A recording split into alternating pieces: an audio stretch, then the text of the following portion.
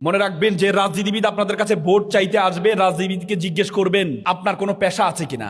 যারা 1000 2000 টাকার বিনিময়ে ভোট দিয়ে দেন, আপনি আপনার ভাগ্যকে তার কাছে বিক্রি করে দেন 1-2000 টাকার বিনিময়ে, সে রাজনীতিবিদের একজন পিএস 400 কোটি টাকার মালিক হয়, আর আপনি সকালে খেলে দুপুরে চিন্তা করেন দুপুরে কি খাবেন। কি আমাদের দেশের রাজনীতিবিদ শুধুমাত্র ক্ষমতার জন্য, শুধুমাত্র ক্ষমতার জন্য। একটা রিক্সা চালক ওদিন বলছিলেন, কান্না কারো করে বলছিলেন, আমি যখন শাহবাগ দিয়ে যাচ্ছিলাম একটা লাশ পড়ে আছে, লোকজন আমাকে বলল লাশটা মোড়ানো ছিল, বলল যে লাশটা একটু ঢাকা মেডিকেলে নিয়ে যান, এখনো মারা যায়নি মনে হয়।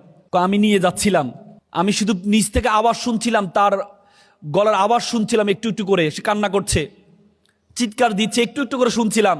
আমি ঢাকা মেডিকেল যখন ইমার্জেন্সিতে নিয়ে গেলাম, তাকে কোলে করে যখন নিয়ে গেলাম, যখন ইমার্জেন্সিতে শোয়ালাম, মুখটা খুলে দেখি এই ছেলেটা আর কেউ নয়, এই ছেলেটা আমারই ছেলে, এই ছেলেটা আমারই ছেলে।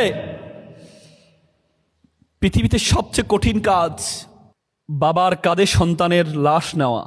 সেই সুন্দর বাংলাদেশ তৈরি করার জন্য রিক্সা চালকের ছেলেও জীবন দিয়েছে, সেই সুন্দর বাংলাদেশ করার জন্য তরুণ প্রজন্ম জীবন দিয়েছে।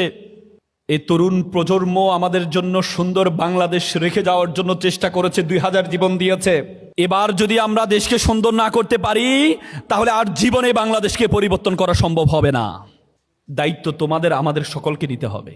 আজকের রাজনীতির ক্ষেত্রে আমাদেরকে প্রত্যেককে, যারা 1000 2000 টাকার বিনিময়ে ভোট দিয়ে দেন, আপনি আপনার ভাগ্যকে তার কাছে বিক্রি করে দেন 1-2000 টাকার বিনিময়ে, সে রাজনীতিবিদের একজন পিএস 400 কোটি টাকার মালিক হয়, আর আপনি সকালে খেলে দুপুরে চিন্তা করেন দুপুরে কি খাবেন।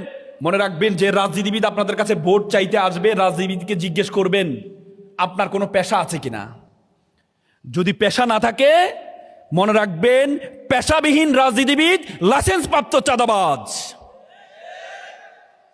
আপনি বলবেন আগে আপনার পেশা ঠিক করে আসেন, পেশা আছে কিনা আপনার। আপনার যদি পেশা না থাকে, আপনি আমার কাছে ভোট চাইতে আসবেন না।